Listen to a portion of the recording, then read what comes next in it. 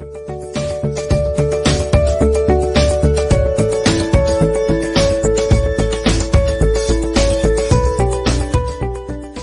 आइए स्टार्ट करते हैं। पेज नंबर 243 पर है इंटेक्स एक्सरसाइज। तो एनसीईआरटी की हम चैप्टर 14 की हम इंटेक्स एक्सरसाइज के क्वेश्चंस को हम स्टार्ट करते हैं। तो पेज नंबर 243 पर है पहला question, what is the good source of energy.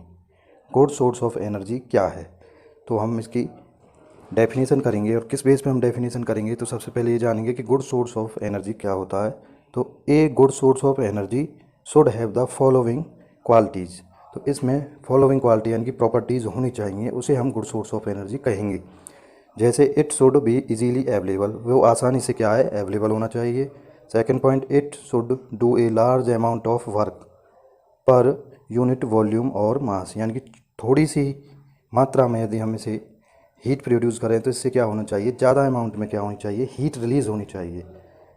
Next point, it should be easy to store, आसानी से इसे स्टोर कर सकें और ट्रांसपोर्ट कर सकें, एक स्थान से हम दूसरे स्थान पे भेज सकें। Next point, it should B economically, और ये इकोनॉमिकल भी क्या होना चाहिए, हमारे लिए सही रहना चाहिए, यानी कि ज़्यादा चीप नहीं होना चाहिए और ज़्यादा कॉस्टली भी नहीं होना चाहिए, तो उसे भी ध्यान रखना है। तो it should cause less environmental pollution, और इससे क्या है, लेस इन्वायरमेंटल पॉल्यूशन होना चाहिए। तो जिसके पास ये सारी प्रॉपर्टीज़ होंगी उसे कहेंगे हम गुड सोर्स ऑफ एनर्जी। तो नेक्स्ट क्वेश्चन करते हैं हम second question, what is good fuel. Good fuel क्या होता है? तो गुड फ्यूल क्या होगा, तो a good fuel produce a large amount of heat on burning. यदि गुड फ्यूल को हम जलाते हैं तो उससे क्या है, ज़्यादा से ज़्यादा अमाउंट में हीट एनर्जी निकलनी चाहिए। Does not produce a lot of smoke, और उसे स्मोक नहीं निकलना चाहिए। और इज़ इजी अवेलेबल, और जो आसानी से मिल जाए, उसे कहेंगे हम गुड फ्यूल। तो इसी पेज पर है question number third, if you should use any source of energy for heating your food. यदि आपको हम कहें कि आपको अपने खाने को गर्म करना है तो आप किस तरह के सोर्स ऑफ एनर्जी को यूज करोगे? तो पहले हमारे दिमाग में यही बात आनी चाहिए कि इस तरह का हमें सोर्स रखना है जो हमने क्वेश्चन नंबर फर्स्ट में किया है, जिसके पास वो सारी प्रॉपर्टीज़ होंगी, यानी कि गुड सोर्स ऑफ एनर्जी हमें यूज करना है। तो गुड सोर्स ऑफ एनर्जी क्या होते हैं, we shall use LPG CNG gas, हम एलपीजी सीएनजी गैस यूज़ करेंगे, या फिर electricity for heating our food, और हम इलेक्ट्रिसिटी का यूज़ करेंगे। तो एलपीजी सीएनजी गैस क्या है, ये हमारी नेचुरल गैस हैं, इनकी फुल फॉर्म आप देख सकते हो। LPG means liquid petroleum gas and CNG means compressed natural gas. तो इन दोनों गैसों का हम यूज़ करेंगे, या फिर हम यूज़ करेंगे इलेक्ट्रिसिटी का। क्यों करेंगे? Because these are efficient ways of supplying energy. इनसे क्या हमें सफिशिएंट अमाउंट में क्या है, एनर्जी सप्लाई कर सकते हैं। Thermal efficiency of energy source is large, इनकी जो थर्मल एफिशिएंसी है, यानी कि हीट प्रोड्यूस करने की पावर है, उसे कहेंगे हम थर्मल एफिशिएंसी। तो वो क्या है, इन सोर्स की ज़्यादा है। देयर इज़ लेस पॉल्यूशन, और इनसे कोई पॉल्यूशन भी नहीं होता। And the source can be easy available, और ये क्या है, आसानी से ये यूज किए जा सकते हैं, अवेलेबल रहते हैं। तो ये हमारा था पेज। अब हम नेक्स्ट पेज पे लेके आते हैं, पेज नंबर 248 पेज नंबर पे इंटेक्स एक्सरसाइज कर रहे हैं चैप्टर नंबर 14 की।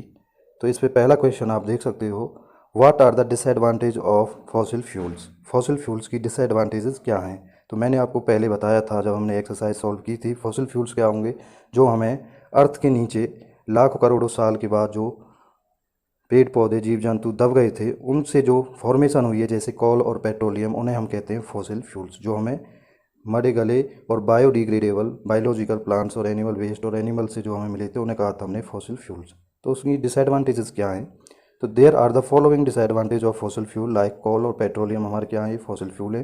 तो पहला तो ये है इनकी disadvantage, burning of coal petroleum cause air pollution, इनसे एयर पॉल्यूशन होता है। Second, acidic oxides like the oxides of carbon nitrogen sulphur are released on burning fossil fuel. जब भी हम इन्हें जलाते हैं तो इनसे एसिडिक ऑक्साइड्स निकलती हैं।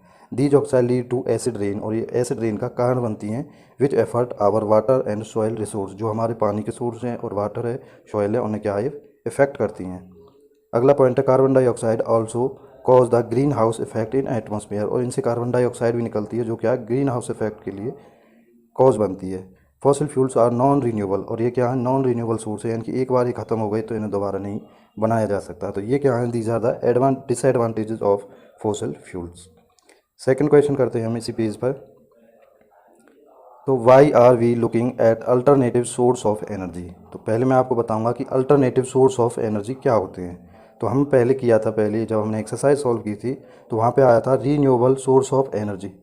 तो जो रीन्यूएबल सोर्स होंगे उन्हें कहते हैं हम अल्टरनेटिव सोर्स ऑफ एनर्जी, यानी कि जिन्हें बार बार अल्टरनेटली हम यूज़ कर सकें उन्हें कहेंगे हम अल्टरनेटिव सोर्स ऑफ एनर्जी। तो इनकी तरफ हम क्यों देख रहे हैं, क्योंकि जो हमारे नॉन रिन्यूएबल हैं या फॉसिल फ्यूल्स हैं वो क्या है, ख़त्म हो जाएंगे। तो इसीलिए हम इन्हें क्या है बार बार यूज कर सकते हैं, तो इसीलिए हम इनकी तरफ ज़्यादा चल रहे हैं। तो देखिए, the fossil fuels which have been traditionally used by the human beings, तो हमारे द्वारा ये फॉसिल फ्यूल्स ही यूज़ किए जा रहे हैं कैसे, एज ए एनर्जी सोर्स के रूप में। They are non renewable source of energy, ये non renewable source of energy हैं।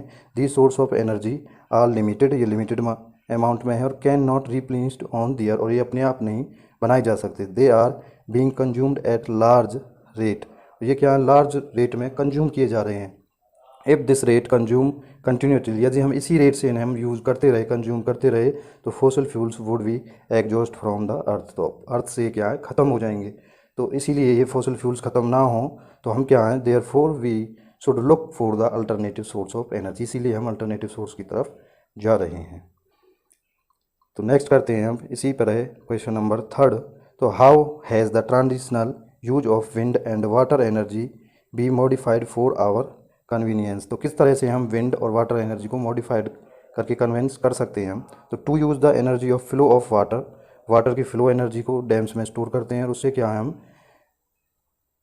amount of water at the higher the store energy from the high level in the dam is carried through the pipe, और pipe के through ये क्या turbine पे आती है। Turbine पे आने के बाद क्या होती है, रन हाइड्रो पावर प्लांट, और ये हाइड्रो पावर प्लांट को रन कराती है। ये आप डायग्राम में देख सकते हो। तो ऊपर से यहाँ से क्या है वाटर आएगा डैम में से और ये पाइप के थ्रू ये क्या टरबाइन से टकराएगा, टरबाइन क्या है रोटेट होगी, उससे क्या है इलेक्ट्रिसिटी जनरेट होगी। इसी प्रकार से similarly the wind energy is used to generate electricity, ऐसे विंड एनर्जी का हम यूज़ कर सकते हैं। आप ये डायग्राम में देख सकते हो। For the same purpose, the rotating motion of the windmill is used to turn the turbine of the electric generator, तो विंड आएगी तो ये टरबाइन है जो विंड पावर प्लांट की ये क्या मूव करेंगे, मूव ये कनेक्ट होती है एक जनरेटर से और जनरेटर स्टार्ट होगा जो क्या हमारा इलेक्ट्रिसिटी जनरेट करेगा। तो इस तरह से हम वाटर एनर्जी और विंड एनर्जी को हम यूज कर सकते हैं।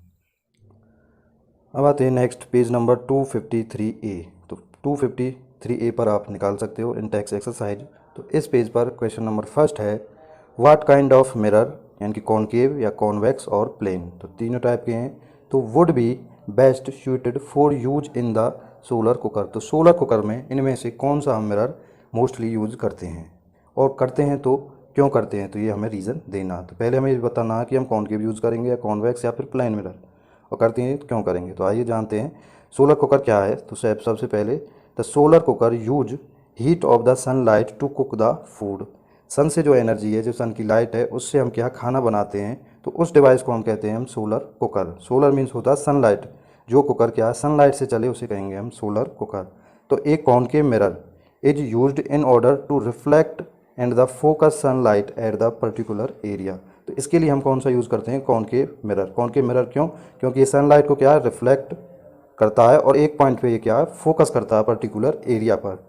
तो पर्टिकुलर एरिया पे फोकस करेगा तो वो एरिया क्या होगा ज़्यादा हीट हो जाएगा और हीट होने से क्या है सोलर कुकर हमारा अच्छे से काम करेगा। तो the mirror focused all incident sunlight at a point, तो एक ही पॉइंट पर और एक ही एरिया पे क्या फोकस्ड कर देगा।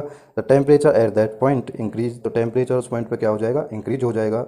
देयर फोर कुकिंग फूड, और जो क्या हमारे फूड को कुक करने के लिए काफ़ी रहेगा। And heating the food place at that point, और फूड को हमारे को गर्म कर देगा और ये कुक कर देगा। तो ये आसानी से आप इस फिगर डायग्राम में देख सकते हो कि यहाँ पे हमने कॉनकेव मिरर यूज़ किया है और सनलाइट आएगी कॉनकेव मिरर से इस एरिया में फोकस करेगा और हम यहाँ से आसानी से अपने फूड को कुक कर सकते हैं।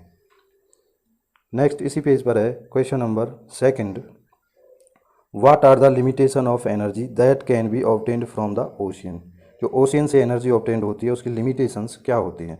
तो सबसे पहले हम जानेंगे कि ओशियन से किस किस टाइप की एनर्जी ऑब्टेन्ड होती है। तो आइए, तो energy from the ocean can be obtained in form of tidal energy, wave energy and ocean thermal energy OTE। तो ये मोस्टली पूछ ली जाती है कि what is the full form of OTE, तो ओशियन थर्मल एनर्जी। तो ये 3 टाइप की एनर्जी मिलती है हमें, टाइडल एनर्जी, वेव एनर्जी और ocean thermal energy.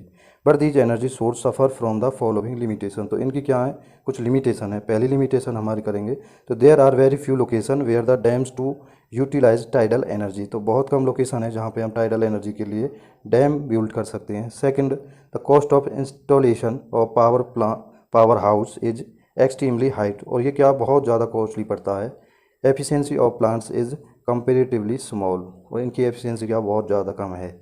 Third point है the power plant build in ocean और एट सी सोर्स। और ये ओशन बनाए जाते हैं या फिर समुद्र के किनारे पे बनाए जाएंगे। Will need high continuous maintenance. और इनके लिए हाई मेंटेनेंस चाहिए एज चांस ऑफ कोरोजन, क्योंकि इनमें कोरोजन लगने का क्या है, बहुत ज़्यादा खतरा रहता है। तो इसीलिए ये 3 लिमिटेड हैं हमें ओशियन एनर्जी की। तो नेक्स्ट करते हैं इसी पेज पर। थर्ड क्वेश्चन है what is the geothermal energy. तो जियोथर्मल एनर्जी से आप क्या जानते हैं। तो जियोथर्मल एनर्जी क्या होती है पहले हम आपको ये बताएंगे। तो geothermal energy is the heat energy present inside the earth. जो एनर्जी अर्थ के अंदर पाई जाती है इन सर्टेन एरिया, कुछ सर्टेन एरिया में, आर हॉट स्पॉट। और उन एरिया को क्या कहते हैं हम, हॉट स्पॉट कहते हैं।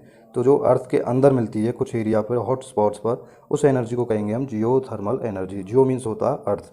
तो due to the geological change, तो जब चेंज होते हैं अर्थ के अंदर, molten rocks formed in the deeper, जो अर्थ है उसके अंदर क्या है, डीप में जब गहराई में जाएंगे तो मोल्टन रॉक्स मिलती हैं। Hot reason of the earth crust, तो वो क्या होता है, अर्थ का क्या है, हॉट रीजन है। आर पुश्ड अपवार्ड, ऊपर की तरफ वो क्या पुश होता है and trapped in hot spot, और हॉट स्पॉट फॉर्म करता है। व्हेन द अंडरग्राउंड वाटर, और जब अंडरग्राउंड वाटर नीचे का पानी क्या है, कम्स इन द कॉन्टैक्ट, और इस हॉट स्पॉट के कॉन्टैक्ट में जब ये पानी आएगा तो ये स्टीम इज जनरेट। तो ये पानी क्या है, स्टीम के रूप में क्या है, जनरेट होने लगता है। तो उस स्टीम को हम क्या है, हम पाइप के थ्रू से हम यूज़ में करते हैं, और उस स्टीम से टरबाइन को रोटेट करेंगे और हम इलेक्ट्रिसिटी जनरेट कर लेंगे। ये आप इस डायग्राम से इजीली समझ सकते हो। तो नेक्स्ट हम करते हैं अब page number 253 B. Question number first, can any source of energy be pollution free. क्या कोई सोर्स पॉल्यूशन फ्री हो सकता है, यदि है वाई तो क्यों है और क्यों नहीं है, वाई और वाई नॉट। तो no source of energy can be pollution free. कोई भी source of energy pollution free नहीं हो सकता, यानी कि वो डायरेक्टली या इनडायरेक्टली रूप से पॉल्यूशन के कॉज के लिए जरूरी रहता है। तो it is consider that the solar cell are pollution free. ये मान लिया हमने पहले कि सोलर सेल क्या है, वो पॉल्यूशन फ्री हैं। But even they are making cause, जब हम सोलर सेल बनाते हैं तो वो इन्वायरमेंटल डैमेज इनडायरेक्टली, तो इनडायरेक्टली वो क्या है, इन्वायरमेंटल को डैमेज करती हैं। सेकंड केस यदि हम लेते हैं, in case of nuclear energy, nuclear energy there is no waste, कोई भी वेस्ट नहीं बचता, क्योंकि न्यूक्लियर एनर्जी या न्यूक्लियर फ्यूजन या फिजन रिएक्शन होती हैं, उसमें क्या टोटली हमारी जो सबस्टांस है वो यूज़ कर लिया जाता है। But it is not totally pollution free, फिर भी ये टोटल पॉल्यूशन फ्री नहीं है। To start the fusion reaction, यदि फ्यूजन रिएक्शन स्टार्ट करते हैं तो 10⁻⁷ केल्विन टेम्परेचर इज रिक्वायर्ड। तो इतना टेम्परेचर हमें चाहिए होता है, which is provide by the fusion reaction, और जिसके लिए हमें क्या फ्यूजन रिएक्शन करनी पड़ती है। The waste rays from the fusion reaction, fusion reaction से जो वेस्ट मिलता है, आर वेरी हैजार्डस, और जो क्या बहुत ज़्यादा खतरनाक होता है। And hence no source of energy is pollution free. तो हमने 2 केस किए, तो इस तरह से हम जान सकते हैं कोई source of energy pollution free नहीं है। इसी पेज पर हम करते हैं question number second, hydrogen has been used as a rocket fuel. Hydrogen को हम यूज़ करते हैं एज ए रॉकेट फ्यूल के लिए। Would you consider it is a cleaner fuel than the CNG. क्या आप मानते हो कि ये सीएनजी से भी क्लीन है, कि यदि है तो वाई और वाई नॉट, यदि नहीं है तो बताइए क्यों नहीं है, और यदि है तो क्यों है। तो आइए हम आंसर देते हैं। तो hydrogen can be consider as a clean fuel, hydrogen को हम क्लीन फ्यूल कह सकते हैं in comparison of CNG, because क्यों, it's burning produce water vapour, जब इसे हम जलाते हैं तो वाटर वेपर निकलती हैं, विच इज़ नॉन पॉल्यूटिंग, जो क्या नॉन पॉल्यूटिंग है, इससे कोई हमारे इन्वायरमेंटल में पॉल्यूशन नहीं होता है। तो however due to the explosive nature of the hydrogen, इस नेचर के कारण हाइड्रोजन के its storage and transformation is difficult, तो इसीलिए उसका वो डिफ़िकल्ट हो जाता है। तो आप क्लीन फ्यूल कह सकते हैं, लेकिन ये क्या है, बहुत ज़्यादा एक्सप्लोसिव होता है नेचर में, और स्टोरेज करना भी बहुत ज़्यादा कठिन है, और ये क्या ट्रांसपोर्टेशन इज़ डिफ़िकल्ट, तो इसे एक स्थान से दूसरे स्थान पर भेज नहीं सकते हैं, वो बहुत ज़्यादा डिफ़िकल्ट होता है।